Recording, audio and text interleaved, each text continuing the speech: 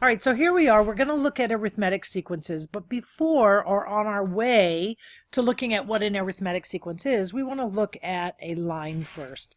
Now, this is the line y equals 2x minus 1. I know that because it has a y-intercept at minus 1 and a slope of rise 2, run 1, rise 2, run 1, rise 2, run 1.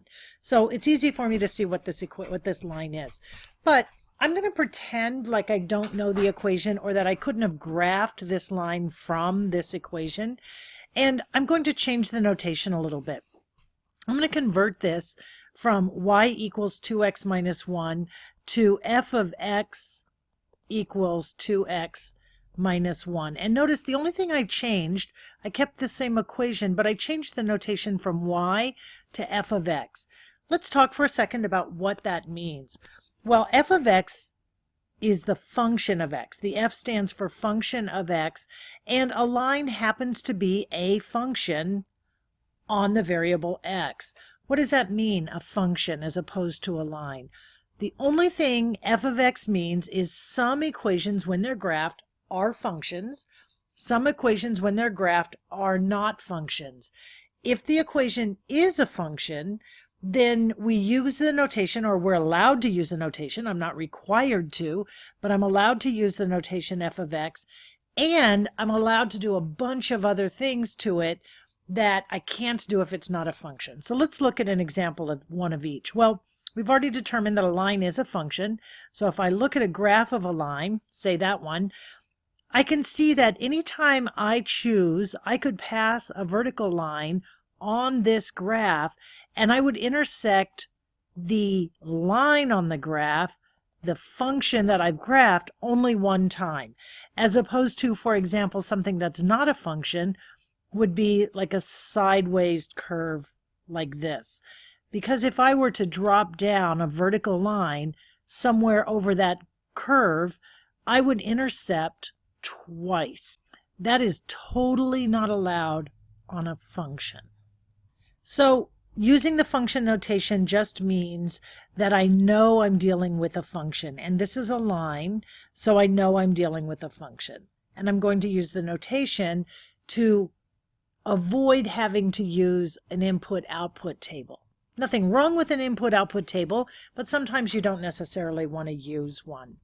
So if I were to choose, and I'm going to plot points on this line, even though I know exactly where the line is, and I know the equation for the line already, I want to plot some points, and I'm going to use function notation when I do it, just because it's easier for me given what I'm about to do.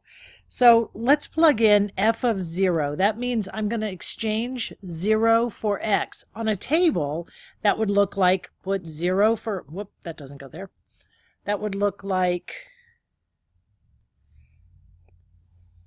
if this is x and this is y, put 0 for x, calculate y, put 1 for x, calculate y, put 2 for x, calculate y. That's just an input-output table. I don't want to do that. I just want to use function notation and then go back and grab values out of it. So the f of 0 means I'm going to exchange x for 0 on both sides. If I do it on the left-hand side, I'm going to do it on the right-hand side. So 2 times 0 minus 1, well, that equals 0 minus 1, negative 1. That's exactly what I expected to get, negative 1. F of 1 says 2 times 1 minus 1, because I traded x for 1 on the left-hand side. I have to trade x for 1 on the right-hand side. But now I can just solve it. 2 times 1 is 2, take away 1 is 1. Obviously, I already know that as well. The f of 2, I'm going to do a number of these. 2 times 2 minus 1, that's 4, take away 1 is 3. The f of 3, oh, let me plot that. The f of 3, 2 times 3 minus 1 equals, well, 2 times 3 is 6, take away 1 is 5. And the f of 4, 2 times 4 minus 1, that's 8, take away 1 is 7. And I'm going to do one more because it's on the table. On the plane. f of 5 would be 2 times 5 minus 1, which equals 7. Oops, sorry, it doesn't equal 7. 2 times 5 is 10. Take away 1 equals 9. Okay, so why did I do that? That seems like just as much work as a table, maybe not. It's a good chance to practice working with function notation. I know it can be tricky at Algebra 1 level to start to develop that new concept. And it gave me a chance to put my values in a line out here where I can find them. So I know what the point is, right? So I was able to plot the point. If f is 0, y is negative 1. If x is 0, y is negative 1. If x is 1, y is 1, and so on. But now I want to look at all of this in a totally different way. So I'm going to erase the line, and then I want to look at only the output values. So I have a string of points and only the output value. That's all I care about. I don't really care about that this is a coordinate 1, 1, and this is the coordinate 2, 3. I don't really care about that. I want to look just at the output values, and I'm going to write them in a sequence. So I'm going to write negative 1, comma. The next output is 1, comma. I'm just going to list the outputs. 3, comma.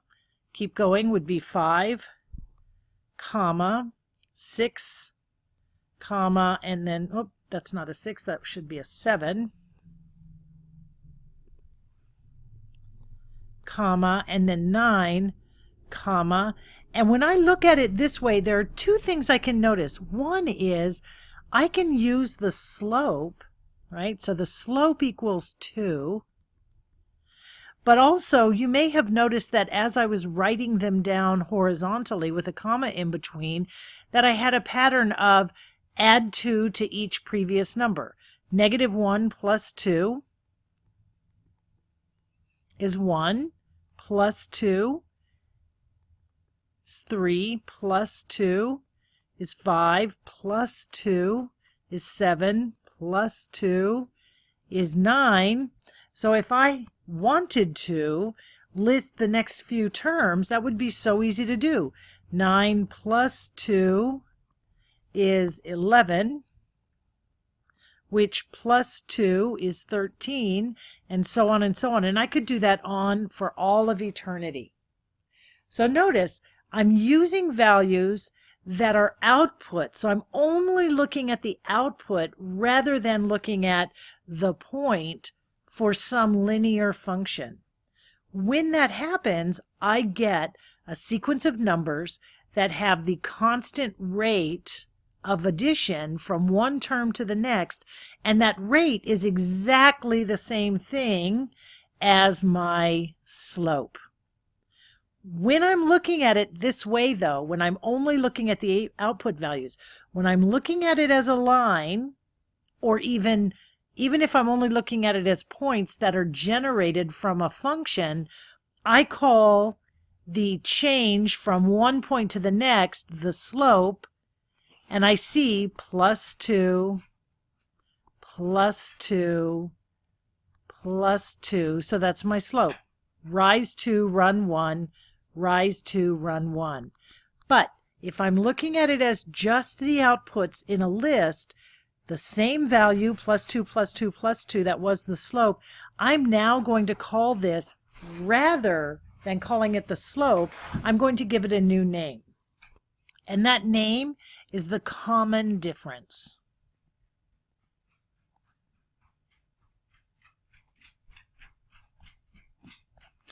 Common difference. So you might be asking, why would I give it a new name? Doesn't slope work just fine? Well, it does, but we're not actually talking about lines now, and we're not actually even talking about points on a graph, even though you can see them on the graph that I've used to take us from what we know to what we're going to know. We're really talking about a sequence of numbers. Check it out, sequence. That's what we're here to learn about. A sequence of numbers. And they're different from each other by adding 2 or by a common difference. So this is a sequence because what I'm doing is adding 2 every time. We actually call this arithmetic. Adding, arithmetic. There's a good link there. So this is an arithmetic sequence. An arithmetic sequence is a list of numbers that differ from each other by the same constant amount added from one to the next, and that constant amount is called the common difference. All right, so let's do an example. We want to take a sequence of numbers that are being provided, 3, 4, 7, 12, 19, and these go on forever and ever. We want to determine first whether this is an arithmetic sequence, and then if it is, we want to find the next 2 terms. So the only way to know is to see if they have a common difference. So from 3 to 4 would take adding 1. From 4 to 7 would mean to add 3. From 7 to 12 would mean to add, holy cow, 5. This is not a common difference. Not a common difference. So this is not arithmetic. It has to be true every single number. Even if I had been able to write this number as +1 and then +1, just having one number out of sync is enough to make this not an arithmetic sequence. So this is not arithmetic. Not AS. Not arithmetic sequence. Let's look at another one. Another provided set of numbers. 13, 9, 5, 1, -3, on and on and on. Again, we just want to look and see if there is a common difference. So from 13 to 9, well, to go from 13 to 9, I actually have to subtract 4.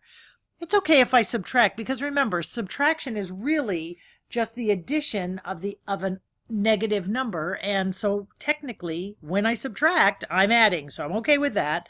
Now I just need to know, does subtracting 4 take me from 9 to 5? And it does. Then does subtracting 4 take me from 5 to 1? Yes.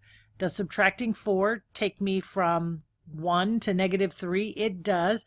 So I can actually name the next 2 values, because subtract 4 from -3, I get -7. Subtract 4 from -7, I get -11. And then subtract 4 from -11, I get -15. And I could go on and on and on forever doing that. So this is, yes, an arithmetic sequence. And I found not only 2, but I found 3 additional terms.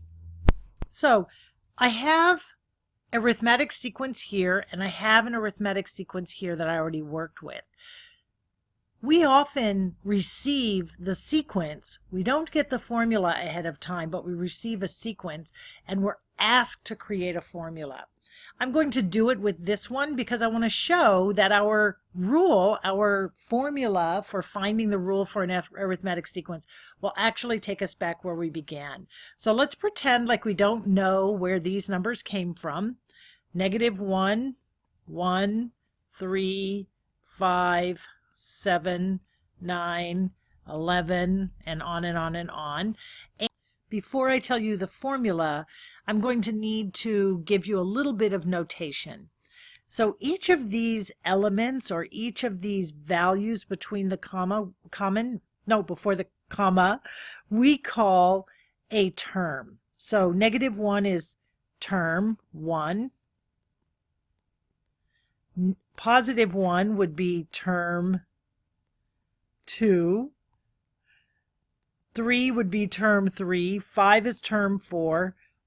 7 is term 5. That's a little bit unwieldy to say over and over, so we actually call it the 7th term.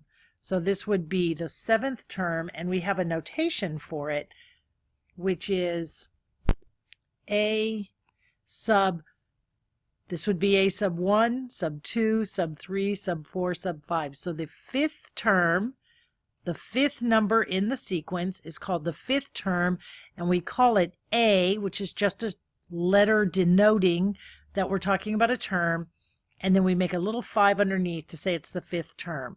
So 9 then is the a sub 6th term. 11 would be the a sub 7th term, on and on and on and on, until eventually you reach some term a sub n, and that just means the nth term. If I stop at 8, then n would be 8. If I went on to 90, n would be 90. This is notation just to say which term we're talking about. So now with some terminology and some knowledge, remember that the common difference, D, that's the letter we use for common difference, D equals 2, because the difference from one term to the next for this sequence, which we already did over here, is 2. With all of this information, we can write a formula that will give us the rule for this sequence of numbers. So the formula is that the nth term, the a sub n, that's the nth term, remember if I was looking for this one, is equal to the first term, a sub 1, plus whatever n is minus 1 times d. So let's see what happens if we plug in values from our sequence. I'm looking for the a sub n. That means for any number I might be looking for in the sequence, I can take the first term, minus 1, plus n. I don't know what n is, so I'm going to have to stay with my n minus 1, but I do know that d equals 2. So now let's simplify this using algebra. I'm going to rainbow the 2 and add that to the negative 1. So I have negative 1 plus 2n minus 2. If I rearrange this, I get 2n minus 2 minus 1 is minus 3. And notice, I didn't get exactly the same formula that I started with. And there's a really important reason for that. I did get the 2n, which in this case 2x, 2n, a variable is a variable, what do we care? I did get 2 for the slope, and I'm making finger quotes when I say slope, 2 for the common difference, which is equivalent to 2 for the slope, but I got a different intercept, and there's a reason for that. The reason is when we're dealing with sequences, we're only allowed to input values. So in a function, the inputs here were 0, 1, 2, 3, 4, 5. When we're dealing with sequences, we're only allowed to input values greater than integers. So we're only, let me back up a little bit. We're only allowed to input integers. Remember, fatty Z means integer. Integers greater than 0. So that means I can start with 1, then 2, then 3, then 4, or I could start with 3, then 4, then 5, whatever. I wouldn't normally, but I could, but I'm not allowed to choose this 0. So when I look at this function then and figure out my values, this time if I put in 1 for n, right, 2 times 1 is 2, take away 3 takes me back over here to this number. Since I'm not allowed to put in, this is my first term, but I wasn't allowed to choose 0, which in this function, 0 is what gave me negative 1 for my first term. But in this function, I'm not allowed to choose 0. And so an adjustment shows up so that my first integer takes me to my first term. Plug in 1, it takes me to my first term. Plug in 2 takes me to my second term. Plug in 3 takes me to my third term. So see how it doesn't really work like a point? Each integer I plug in takes me to the next term, not to point coordinates that I can use like when I'm dealing with a line. Okay, I want to do one more example. I know I've been going for a long time. This is one of my longer videos. I just don't know how I could have made it any shorter to give you the understanding. So this time let's take the example. We want to write a rule. So we're given a sequence 13, 9, 5, 1, negative 3. And we're asked to write a rule for this sequence. First thing we have to do is determine if there's a common difference. 13 take away 4 is 9. 9 take away, hey, this is the same one we did before. 9 take away 4 is 5. 5 take away 4 is 1. And 1 take away 4 is negative 3. So we know that D equals negative 4 in this case. So let's use our formula. A sub n. Oh, and we want to find, we're actually being asked to find the 100th term. So we're going to write a formula, and then we're going to find the 100th term.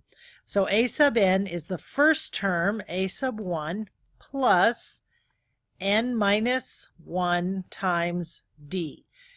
A sub n equals 13 plus n minus 1 times negative 4, which equals 13 plus negative 4 n plus negative 4n is negative 4n, and negative 4 times negative 1 is positive 4 plus 4. So then my formula, negative 4n, 13 plus 4 is plus 17. Now find the 100th term. A sub 100 equals, and I'm going to use this version, negative 4 times n, but n is 100, plus 17. Negative 4 times 100 is negative 400, plus 17, which is negative 390, 383. All right, so that was a little bit of a long video. I'm not entirely sure how I could have kept it any smaller and covered all of this concept. We're doing sort of the same thing we've always done, except we're looking at it from a different perspective. We're looking at it from creating only lattice points or output values, whatever they are, when the only input values are integers greater than 0. It's an arithmetic sequence, and it always follows a linear pattern. The dots will always line up on a graph if you were to graph it. And the reason for that is that the common difference acts very much like the slope, and so it forces the dots to line up. Okay, I'm done.